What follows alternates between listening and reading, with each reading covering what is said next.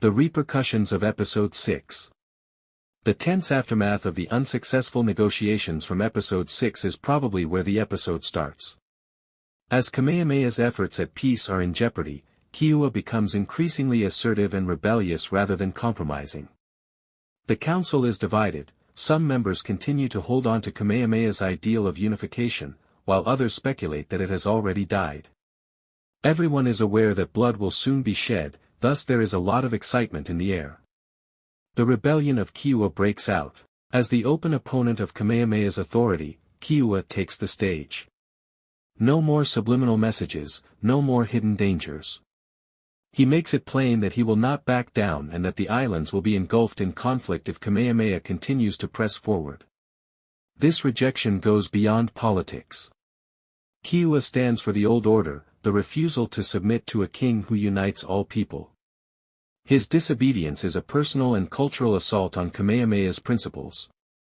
And now, Episode 7 gets its title. As a warning to anyone who dared to follow Kamehameha, we might witness an early violent conflict that results in literal, spilled brains, raids, assassinations, or executions.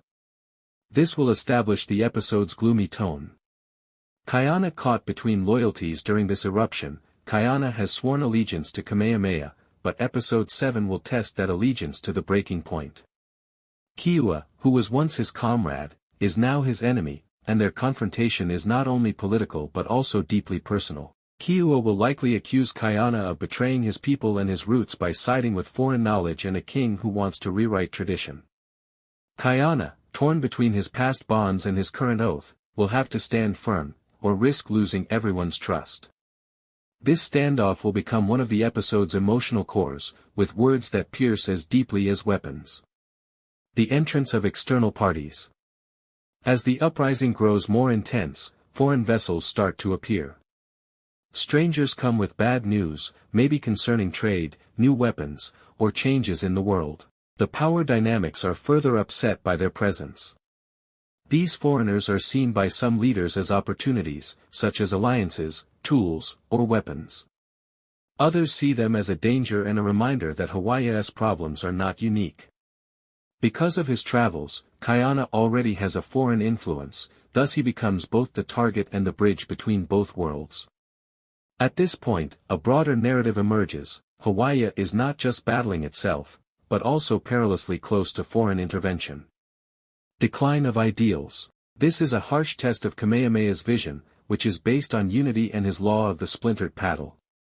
He seeks to bring about peace with compassion, justice, and power, but Episode 7 demonstrates how brittle ideas can become when blood starts to flow. The effects of unsuccessful peace negotiations. In Episode 6, Kamehameha's attempt to prevent violence fails.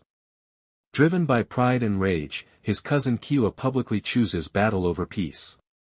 As alliances solidify and the goal of unity starts to erode, this choice will have repercussions throughout the episode. You may anticipate that Episode 7 will begin with a strong sense of treachery and impending peril. The leadership of Kamehameha is demonstrated by his introduction of the law of the splintered paddle, a historic decree guaranteeing civilian safety in the face of intensifying hostilities. But the possibility of war increased when Kiwa teamed up with King Kahekili to defeat Kamehameha. Kamehameha is still committed to defending his people in spite of Kiwa's animosity. In order to guarantee justice and safety for the vulnerable, he proposes a new law known as the Law of the Paddle. This law is admirable, but it will be put to the test almost instantly as adversaries gain power and war clouds develop. Holding fast to his vision of justice while preparing for violent conflict will be Kamehameha's problem. Kiwa forms a strong alliance with Kahekili, the elderly but crafty monarch of Maui, rather than standing alone. The power dynamic is shifted by this alliance, which provides Kiwa with both strategy and numbers. Motivated by personal grievances, Kahekili promotes retaliation over solidarity. With this, the stage is set for one of the fiercest clashes in the season so far. Given the episode's title, Day of Spilled Brains, Episode 7 is probably going to show a bloody turning point in the story, with more intense fighting and political scheming as the Hawaiian Islands' unification approaches a crucial stage. Based on the material that is currently accessible and logical expansions from Episode 6, Here is a thorough overview of what to expect. The term alludes to a violent altercation, perhaps a mass conflict or ambush. Episode 7 might see a concerted assault against Kamehameha's forces, focusing on strategic strongholds like Kohala, given Kiwa's alliance with Kahekili. Episode 7 might intensify this with direct battle, possibly utilizing both newly obtained firearms from Kayana's last trip to Samoanga and traditional Hawaiian weapons, as the burning of food supplies in Episode 6 suggests an attrition approach. A pivotal scene might show a tumultuous battlefield where Kayana is in charge of warriors against Kiwa's army. The clip teases a scene in which fighters engage in combat while illuminated by torches, with blood and mayhem reflecting the gloomy picture of the title. Using Lelo Hawaiʻi in combat chants and cries will probably increase their authenticity. The title might allude to shattered alliances or cruel choices, which could also allude to internal betrayals. Kayana may act recklessly, disobeying orders to pursue a personal grudge against Kiwa, as her misgivings about Kamehameha's leadership increase.